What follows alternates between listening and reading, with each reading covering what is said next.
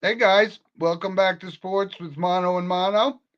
Having a little technical difficulties. Rob is filling in for Eli as today is Eli's 18th birthday. So happy birthday, my friend. We got a lot of stuff to cover. Rob's going to be joining us in a couple of minutes. But of course, we always start off with our monologue, which this week is and every week is sponsored by Coriano Trucking of Summerhill, New York.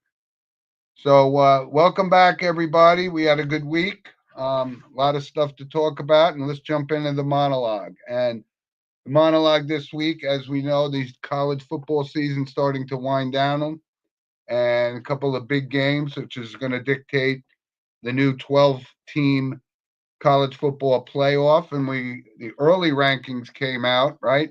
No surprises as the top four teams with Oregon, number one in the country, Ohio State, Georgia, and Miami. And I got to be honest, I think Miami to me is a surprise. I didn't realize that Cam Ward was as good as he is or has turned out to be. So that's impressive to have Miami back in the mix after being out of it for quite a while.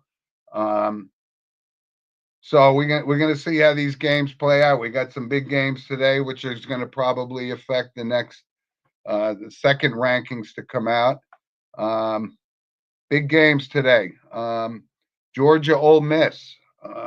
Ole Miss, 16th in the country, but a lot of people have been down. A couple of our listeners are a little down and not thinking that Carson Beck is a good quarterback. I think he is. Is that? There you are, Rob. What's up, Jim? How are you? Welcome back, my friend. Yeah, nothing's set up here, so I'm like, I haven't been live in a long time, so I'm still getting everything set up. I have a new Okay. space in the garage. You can come visit me one day. We can do out my studio in my garage. But I'm ready now. Here we go. Okay, great. So I was just going over the college football playoffs picture, and there's some big games today, which are going to dictate. Like I said, that we're in this new 12-team format. So I think two of the games today, the big games, and as you notice when I mentioned the first four teams, Oregon, Ohio State, Georgia, and Miami, kind of unusual not to have Alabama in that conversation, and they're playing LSU today, so that's a big game. Either one of those, the loser of today's game will not be in the college football playoffs, and that's very unusual. The missing piece obviously is most likely Nick Saban. Not to DeBoer's doing a decent job, but not the season that you would expect from Alabama. Um, so that's a big game.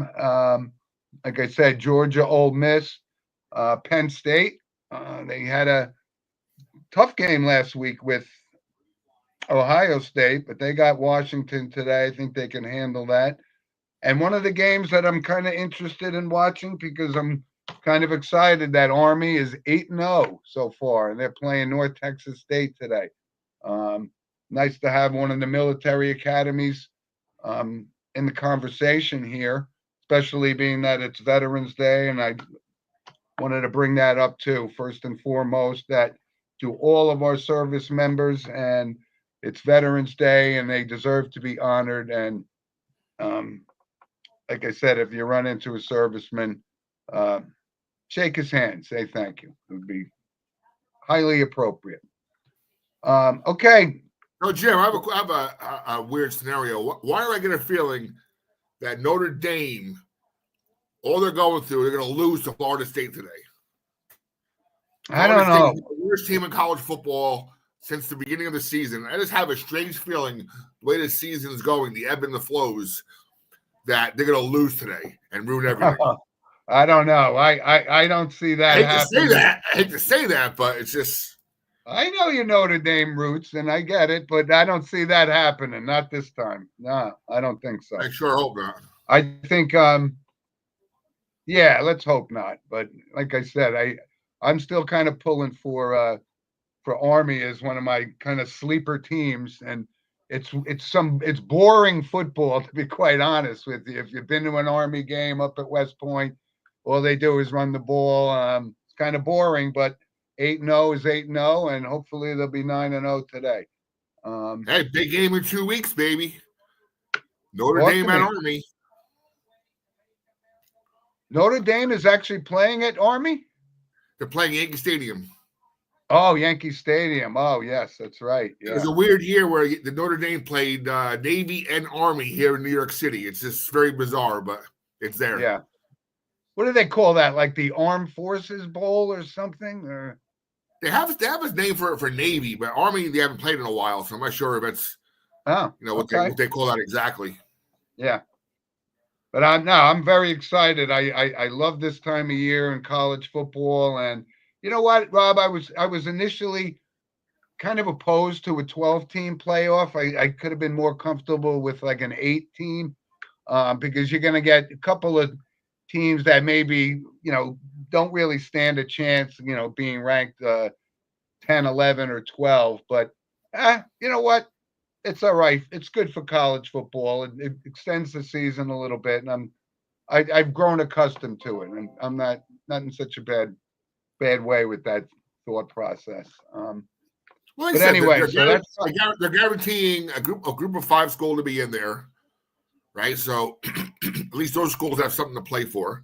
And hey, Army's right there. Army's right there at potential to be in the playoffs. So we'll see what happens. Obviously, in 2 weeks. Yep. Yeah, looking forward to that. This is a good time of year. I mean, we're going to get into a little bit of high school football. I know you and Eli's beloved St. Mary's took a shellacking last night. I was there. I live streamed the game last night. And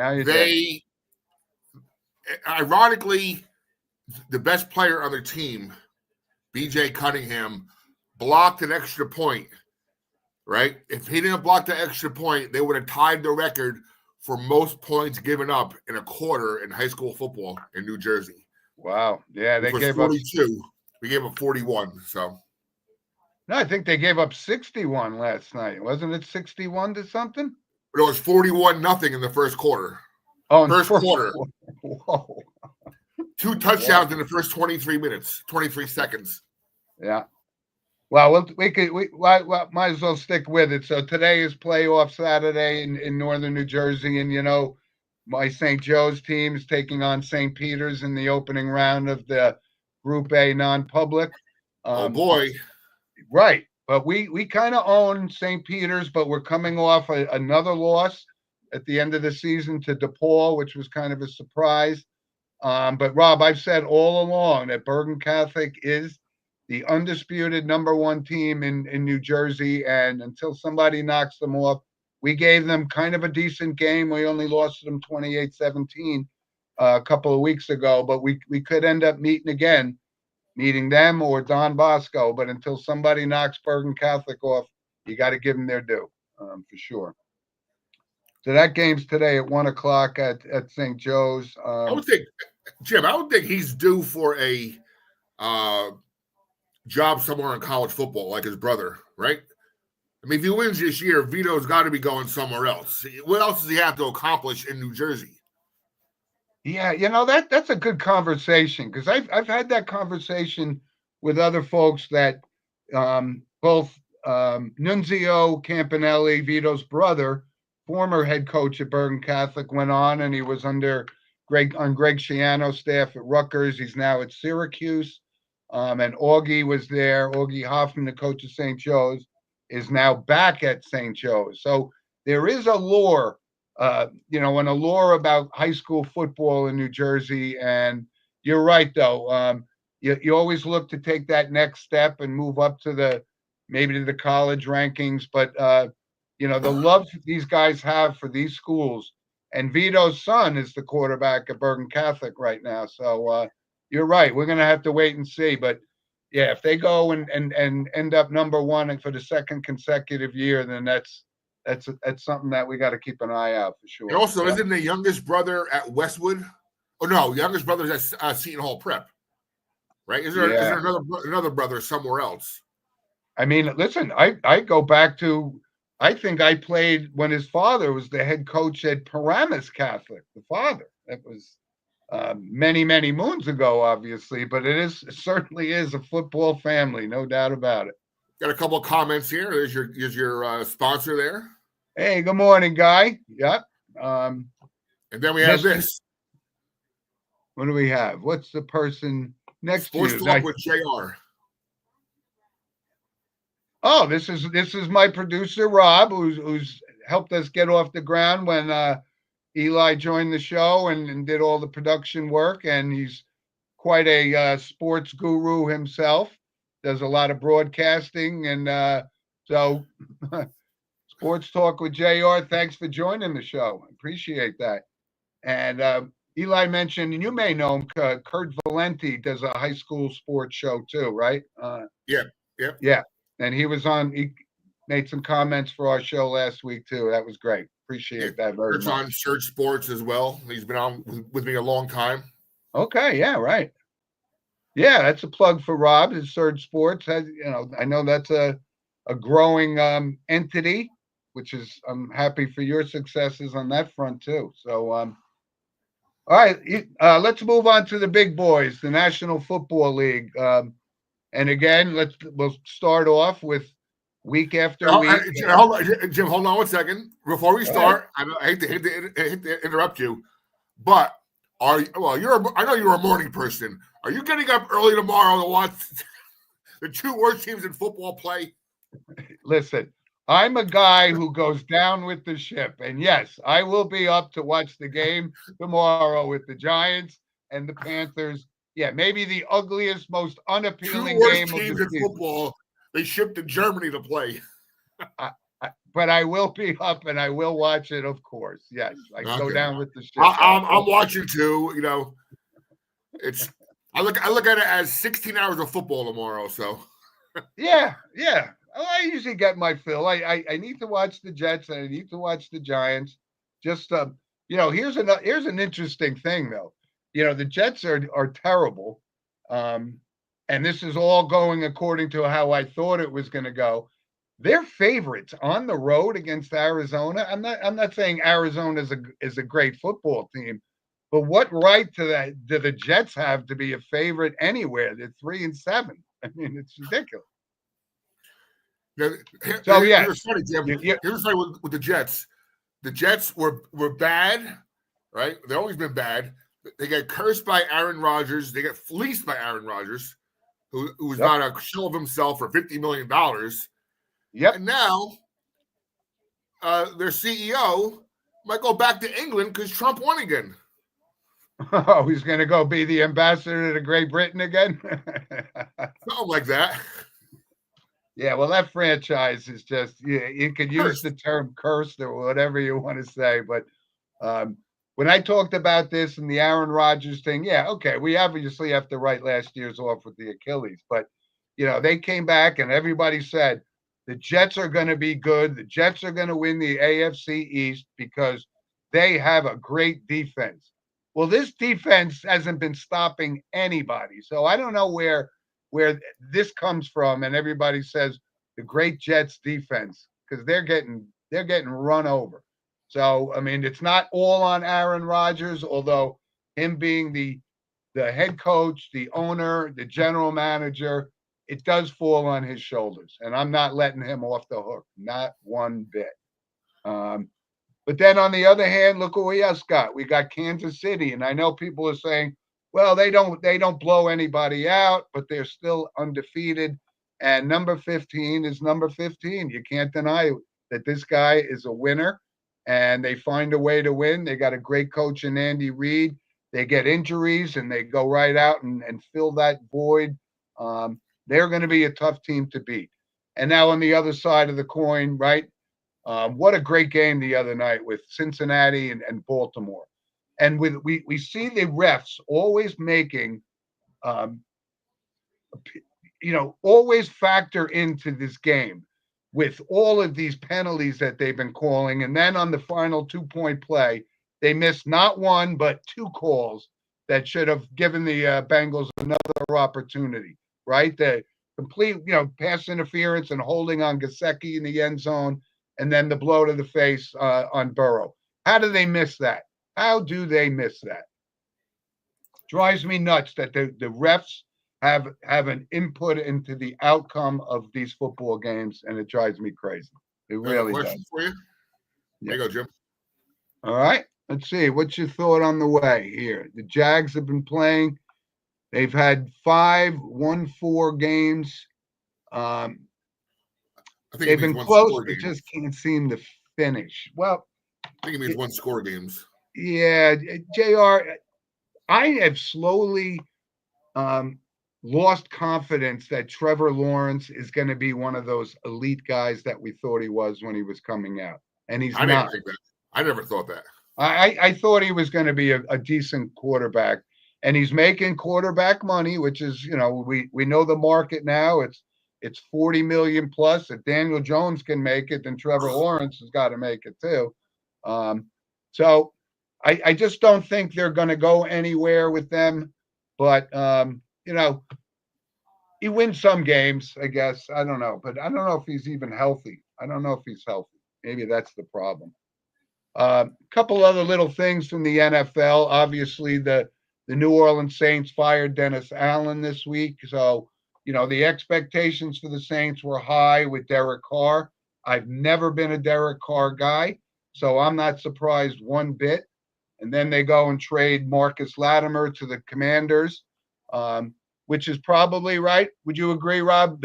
One of the surprise teams of the season and the performance. Yeah, I mean, Jaden Daniels has really shown me. I didn't expect him to have this kind of impact right away. And, the whole thing, it's so funny because I remember last time you were on the show guest hosting, we talked extensively about this Dan Snyder and, what kind of just a crumb he was. So the whole dynamic of that franchise has changed when the league forced him to sell the team. And listen, I'm not a Redskins guy. I'm a Giants guy, but I'm happy to see that a franchise for the long-suffering fan at least to start getting their money's worth, and they got probably, no question, the rookie of the year, early favorite for that. He just shows a lot of confidence. They were saying last week was the NFL trade deadline. They were saying players were telling their agents, "I want to go to Washington." When's the last time you heard that? I know. That's what's so crazy about this dynamic that, and obviously the Hail Mary is a Hail Mary, but, that's just kind of indicative of the season that they're having. And I'm kind of happy for Jaden Daniels. I like the kid. He's well-spoken. He's kind of humble. And I think it's great for football. I really do. And I know I have one of my loyal listeners is a big-time Washington's Commanders.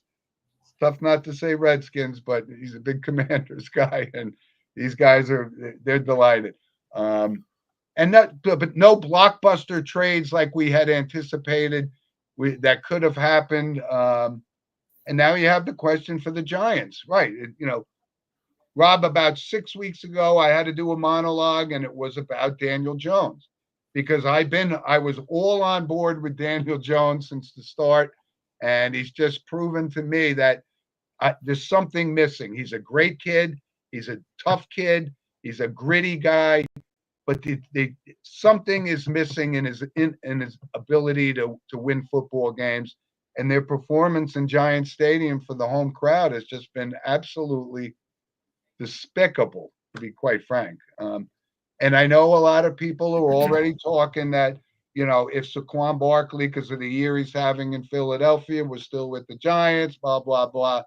But that goes to show that the guy always had talent. I was always a Saquon fan, and now he's got an offensive line that blocks, and he's having potentially an MVP season. It's kind of strange, but playing for the hated Eagles and the Giants, but you can't hate on the guy personally. And I mentioned a couple of weeks ago, when he came back to the Giants, they booed him. They were burning his jerseys in the parking lot. The guy did nothing but put his heart and soul into playing for the New York Giants. Well, he never should have been drafted in the first place by Gallamasaurus because you don't draft running backs at 2. But here's the big shock for me during the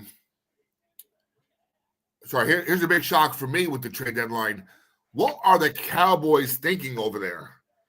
They need a running back in the worst way, and they get some subpar receiver from the Panthers who can't even crack that rotation. Exactly. They need a running back, Jerry Jones, running back.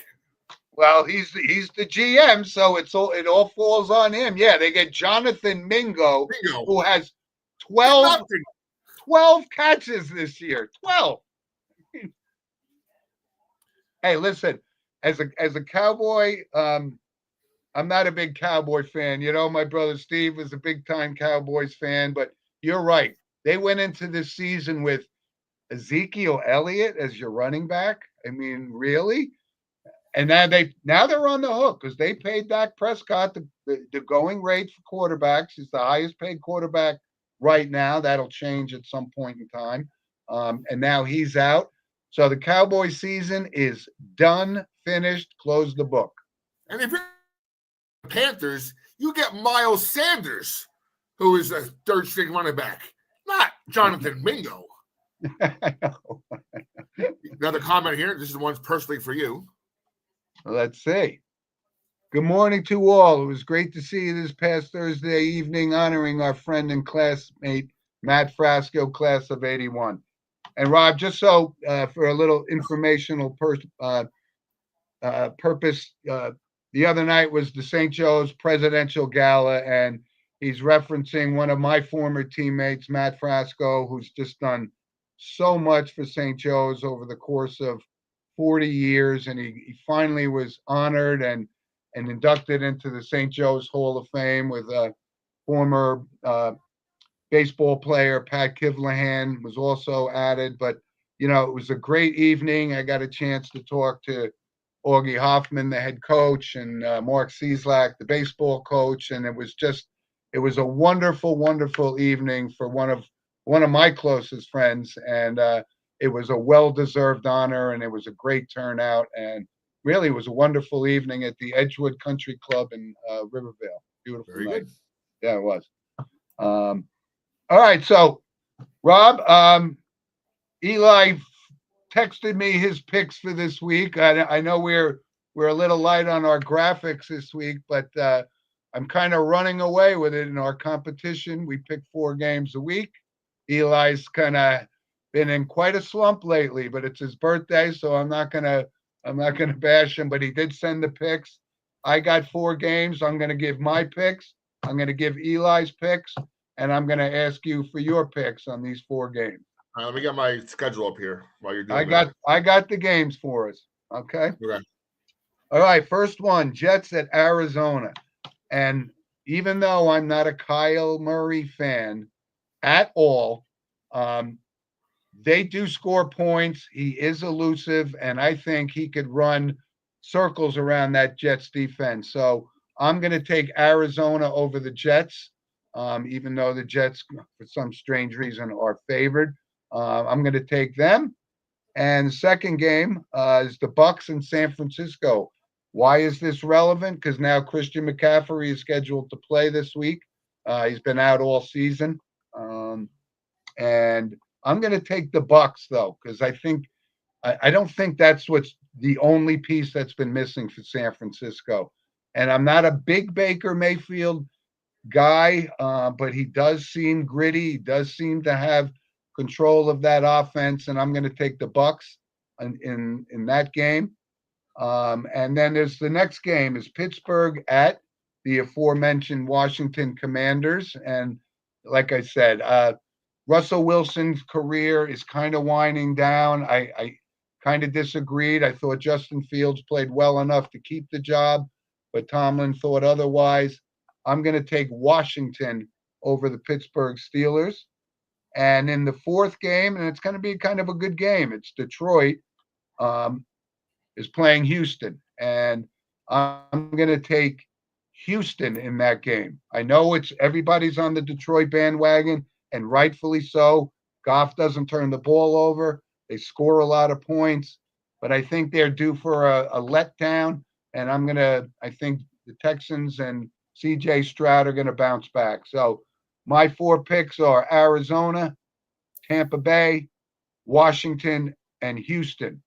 And now Eli's picks also. Eli's going with Arizona as well.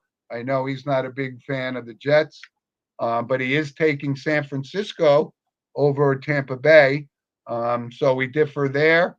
He does agree with me and is taking Washington over Pittsburgh. And, he hasn't given up on, he doesn't think Detroit is ready for a letdown. So he's taking Detroit over Houston on the road. Give us your picks on those 4 games, Rob. I think Arizona, they're building something there small, no pun intended, because the quarterback's small. Yeah. And hey, they're right right now. They lead the NFC West, so this is a big game for them. It's a big stepping stone game to get relevant again, right? And they play well at home. They do. They play well at home. What was game 2 was? Tampa Bay, San Francisco. Same thing. Tampa Bay. I got Baker Mayfield on my fantasy team and Mike Evans, so I've been watching them a lot this season. They need a statement win again, like the Cardinals, to get back into the conversation, and they're very capable of doing so. Evans is hurt though, right? Evans is hurt, yeah. Yeah. But I've been watching them a lot because of fantasy football and stuff. So I think the Buccaneers, like you said, the Niners, something's off this year. It is. And now you're bringing McCaffrey back. Something going. Not sure. Yeah. I'm going with the Bucs there. Pittsburgh, Washington. Pittsburgh, Washington. That's not a big road trip for the Steelers. I'm a Steelers fan. I was also very shocked and disappointed when they switched to Russell Wilson, but he has played well, and he's adding the element of the deep throw now. So I think that's going to be the difference in this game. I'm picking Pittsburgh, and I don't know, Detroit is on that high again, right? The Goff's throwing 80% completion rate, highest quarterback rating in history for 4 games or something or whatnot. I think the last game they played, or the game before that, where they really didn't do much, right? I think this is the game where maybe they lose because you don't expect them to. I think they're still going to the Super Bowl. In fact, I would be ecstatic if you have a Bills-Lions Super Bowl, right? Somebody has to win it. But we see with Detroit the past couple of years under Dan Campbell, they do have some of those losses that make you scratch your head. This could be one of them. But who'd you take, Washington or Pittsburgh? Pittsburgh. Okay, because you're a Pittsburgh guy. That's right. Yeah. And you're taking Detroit, right? Yes. Speaking of Detroit, here's another question for you.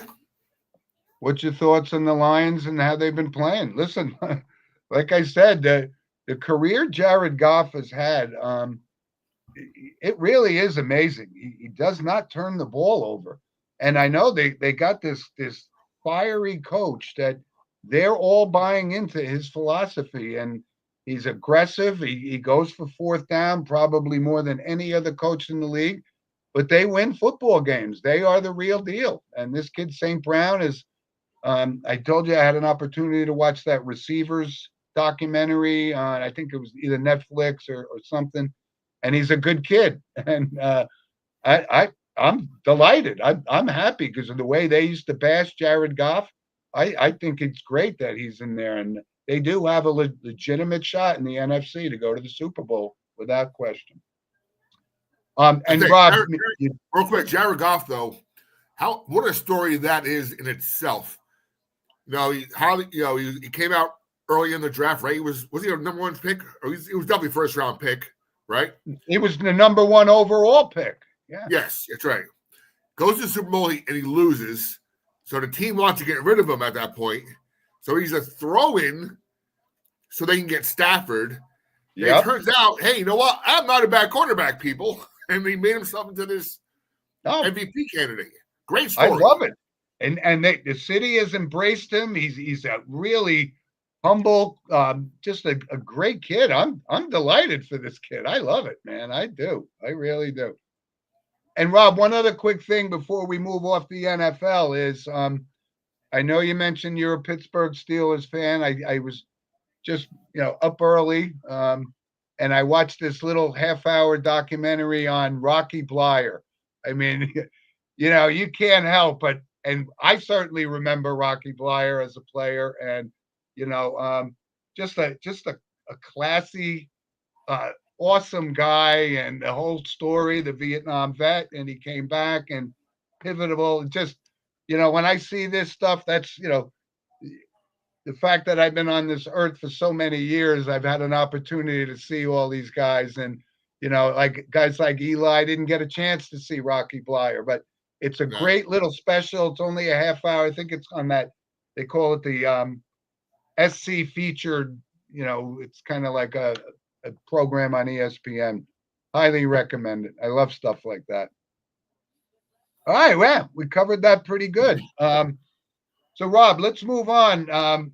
As we start to wind down and get to the end of the college football, you know what that means. It's college basketball season gets started. And I think I want to bring this up because there was, I guess I would call it an upset. Michigan State only beat Niagara by 40 points. So I'm joking, obviously, but Michigan State, I don't even know if they're ranked in the top 25, which is very, very unusual. But college football, and how about this kid? The number 1 rated college basketball player, and he's just a freshman, is this kid Cooper Flagg from Duke. And he didn't disappoint in his first game. He looked like every bit one of the top players in the country already. So I'm excited about college hoops. There was one disturbing little thing that I just saw today, and obviously this guy will be fired by the end of the week. The Florida coach Todd Golden, he's got all of these sexual harassment and stalking charges against him. I mean, you're the head basketball coach at a very prominent basketball school, and you think this is all going to fly under the radar? I mean, how stupid can you be? How stupid can you be? It just drives me crazy. We see it time and time and time again with these prominent sports figures doing things that are just, if you want to be in the limelight, you have to be, you're going to be under the microscope, and you got your hand in the cookie jar. Expect him to be fired within the week. No question about that. Well, it comes down to something we both learned in high school, Jim. Absolute power corrupts absolutely. When you have that kind of power, you think you're above the law. Yeah. And I get back to Cooper Flagg. I'm a big Brooklyn Nets fan, and we're supposed to be tanking for this kid. But yeah, we're playing pretty good basketball in the Nets to start off with. We're 4-5. We should have beat the Celtics last night. Yep. But you'd think we should be tanking, and they're actually playing pretty well. Go figure. That's kind of a surprise. I mean, I'm not a big NBA guy, but yeah, I think the Nets do have this kid. Cam Thomas is certainly a player, no question about it. Yeah. So it's shocking. Now, there was also. Yeah. Go on. No, go on. No, I was just saying. Everybody, has written off the Nets because they were all in on the Harden, the Durant, and all that, and that blew up in their face. But they got a lot of draft picks out of this, so they're a team that's going to be on the horizon as probably a decent team down the road. And they're going to have to beat the new look Nets, the new look Knicks with Towns and so forth, getting rid of DiVincenzo and well, JR, we talk. Question is the thoughts on Michigan college basketball. That's hard to say because of this whole nil portal, and then when Juwan Howard was let go, they're kind of in rebuild mode. So I don't expect them to be a top 10 team this season at all. But they got to get rid of that stink. I tell you, when I hear about Michigan, in the basketball program and the disaster that Jim Harbaugh left for that school on the football side, this is Bo Schembechler and these guys must be rolling over in their graves to see what's happened to Michigan. It's terrible to see. anyway, so yeah, and then one of the other big games, and you love to see Kansas played North Carolina last night. I think Kansas edged North Carolina, but that's one of those college basketball rivalry games that you love to see. Both of them have multiple national championships, and college basketball is exciting, and it's just the start. So we got a long way to go, but I'm excited. Long way to go until it's Big East tournament time in March. That's 4 months away. Yeah. And by the way, Rob, we mentioned it last week that was Eli was at Big East Basketball Media Day at Madison Square Garden. He did a great job interviewing some players and so forth, and that was exciting for him. So, Jim, what do you think the chances of UConn three-peat? It's kind of tough, obviously, to three-peat. But they have this new kid. I can't remember his name, but he's a true freshman. Dropped a lot of points the other night. So Dan Hurley, which I always talked about when they were interviewing him for the Lakers job, I said, there is no way in hell he's going to go to Los Angeles and be second fiddle to LeBron James, who gets his kid to play in the league, and he doesn't deserve. You and I could be on an NBA roster if Bronny James could be on an NBA roster. So, let me finally. I haven't said this on your show yet. I've said it several times, and I'll be back on the air next week with my stuff. Bronny James is taking the spot of some college player who deserved to be there. I've said this all along, Rob. Who scored 20-some points a game last year in college or the year before that, has the skill set, has the maturity to be in the NBA. But that one spot he's taken is taken by Bronny James and his 3 points a year last year. Rob, why? I couldn't agree more, and I've said this all along. He's taking a spot of somebody that actually deserves it. But this keeps going on to the point where LeBron James is the commissioner. He's the owner of the Lakers. He's the head coach of the Lakers, and that's what he wanted. End of story. Really. I'm glad you brought that up because I couldn't agree more with you. The only silver lining of all this is the memes that come out about Bronny James are hilarious. Like, oh, man, look at Bronny James had a career night last night. He scored 2. 2, right. And it's not that we're uninformed. I mean, both of you and I went out of our way to watch him play at USC and see, does this guy have that talent that his father had?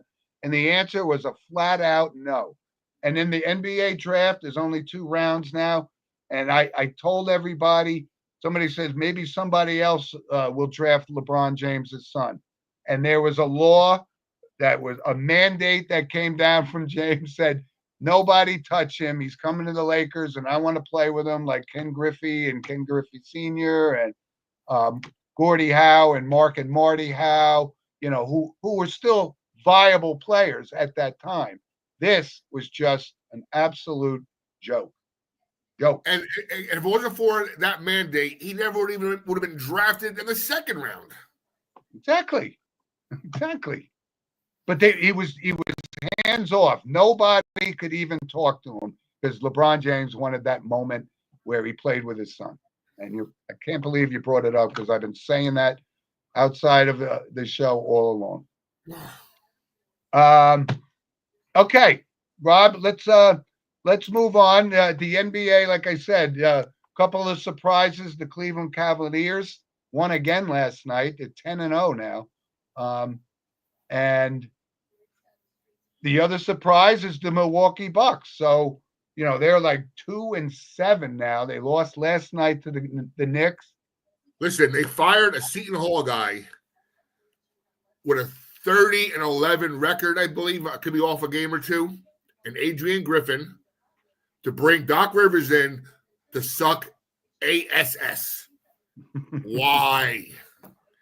Hey, well, by the way, Jim, real quick. Speaking of my Brooklyn Nets, there's some whispers now that Giannis wants to come to Brooklyn. There's some whispers now. Oh, baby, let's go. I'm hearing the whispers. I'm hearing the whispers too. Oh, baby. Let's go. Well, I don't know. I mean, I think they'll probably fire Doc Rivers in the next couple of weeks, and then How can you fire a Doc? You don't fire a Doc Rivers. That's the thing. 5 other teams have fired him for some reason. By the way, you're a big TV guy, right? Yep. Did you watch that little series called Clipped? No. Watch that. It was very entertaining. It was about that whole Donald Sterling era where he was, being the racist and Doc Rivers was the coach. It's on Hulu. You'd enjoy it. Okay. That's a good recommendation. There you go. Yeah, that guy Sterling was an absolute slob. And O'Neal plays him in the show. It's great. Yeah. Okay, good. So yeah, those are the 2 big surprises right now. I think it's early. Yeah, it's so. NBA does not start until Christmas Day. That's right. I know that. That's why people were getting up, a little nervous that the Knicks started off 3-4. The Knicks will be fine. They got Brunson. He knows what he's doing. They're going to win games. But I still think the Boston Celtics are the team to beat, certainly in the East. But we're going to find out sooner than later. And just we'll touch base real quick on the NHL and, the Winnipeg Jets. Nobody knows anything about the Winnipeg Jets. Nobody ever sees the Winnipeg Jets play unless you live in Winnipeg. But they've won 12 of their first 13 games. So that's never been done before. That's pretty cool to see. So and no one knows about it. Right. But my Rangers are starting off very, very hot. But again, winning the President's Cup as the best record in the NHL doesn't get you a Stanley Cup, and the Panthers are the team to knock off, and but the Rangers are off to a good start, so that's good news for New York fans. Anyway, all right, Rob, we covered some stuff, so I got a couple of random points, as you recall from days past when you've been co-hosting the show. So the big thing with now that baseball season's over, right? And already the talk is, will Aaron Boone be back? Well, yeah, Aaron Boone will be back. And when you look, though, I know, listen, baseball is such a long season. And it's sponsored, of course, by Lynch Toyota of Manchester, Connecticut, our random points. Yes. But in this instance, though, I looked at his numbers. He's 603 wins and 429 losses. And in a long season, with injuries, you have to do this. And yes, all managers, not just Aaron Boone, has made questionable moves at times during the season. But, he's not the problem. He's not the guy who didn't perform in the World Series. It was guys like Judge, and Soto cooled off a little bit and against the Dodgers. So he's coming back. And, it'll immediately start, if they get off to a slow start next year, that Aaron Boone should have been fired. But his record speaks for itself. He's won over 100 games twice, and he's only won less than 90 games one time. I mean, come on. I get 100 wins out of that team. I don't know. How do you explain that 5th inning with all those errors? Someone's got to be the fall guy for that. Someone's going to take the fall. Yeah, but you can't blame Aaron Boone for Aaron Judge dropping an easy fly ball. You can't blame Aaron Boone for Garrett Cole not covering first base. But you can blame Aaron Boone for the first game putting in Nestor Cortez in a situation where he hasn't pitched in a month. That's one of the questionable decisions where the people that say he's got to go may have a point there. But it's a long, long season. That was definitely a questionable decision. But you know what? 603 and 429. Give me another manager in baseball that has that kind of winning percentage. And yes, they have Judge and they have Stanton, but Stanton doesn't produce during the regular season. You get Verdugo and he hits 220, and Torres is a lazy guy and his days in New York are numbered. But also, from a random point perspective, Garrett Cole will be back, this was kind of a strange situation where Yeah, he opts out, opts out, but and then then comes back to the same thing. and he opts back in for the final year of the mega contract at the time. We'll see how that goes. Very odd. But anyway, Jim, real quick. Yep. On the Yankees, does Soto return? I think the answer is yes. I think he's going to get a bigger offer from Steve Cohen in the Mets, but I think he likes playing with Aaron Judge, and that's one of the best 1-2 punches in baseball. He's already got a ring. So if he is, and I talked about this last week, if he is all about the money, and if the Yankees offer him $500 million and Cohen offers him $600 million and he's about the money, yeah, he's going to take it. But I think he loves this playing in Yankee Stadium. He loves wearing the pinstripes, loves playing with Aaron Judge. My initial thought is he's going to be back with the Yankees. Have you heard this? I've heard if Soto signs with the Mets, Yankees sign Alonso.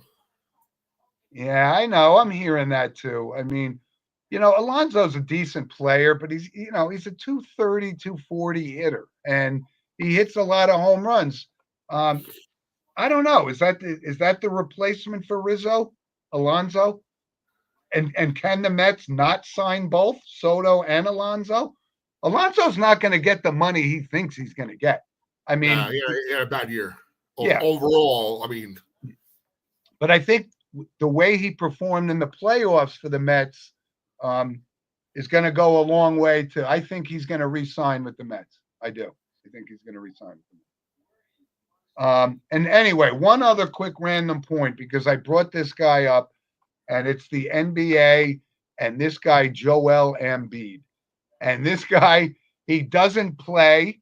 He's always hurt, and he always badmouths the fans. And now he shoves a reporter, and the guy is making like almost $70 million a season. They are never going to win an NBA title with him as the focal point because he just doesn't play enough. Were they 1-9 or something? Sixers? I love it.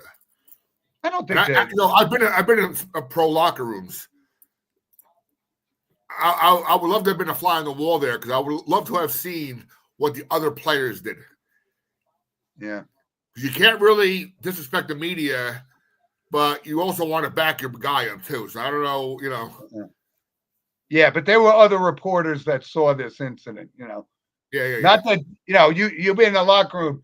Believe me, Joel Embiid is not going to push Rob Gigante across into the wall, It probably had to be some reporter who was 5'3" or something, because that's kind of bully that he is. So yeah, exactly. Anyway, I don't know, Rob, if you have any other random points to add, or we could move on to my movie recommendation for the week.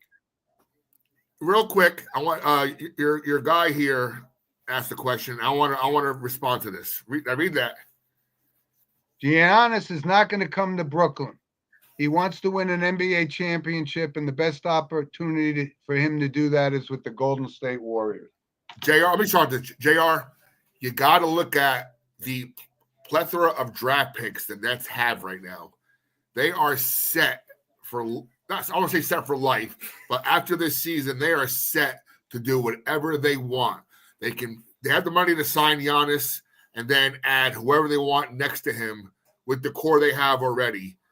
Golden State, Curry is going to be gone in 2-3 years tops. He's going to retire. Yep. Giannis is young enough to come to Brooklyn and win a championship and still be in his prime. That's the difference. Is he, Rob? He's been around for a while. Is he? Do you think he's still? I think he still has.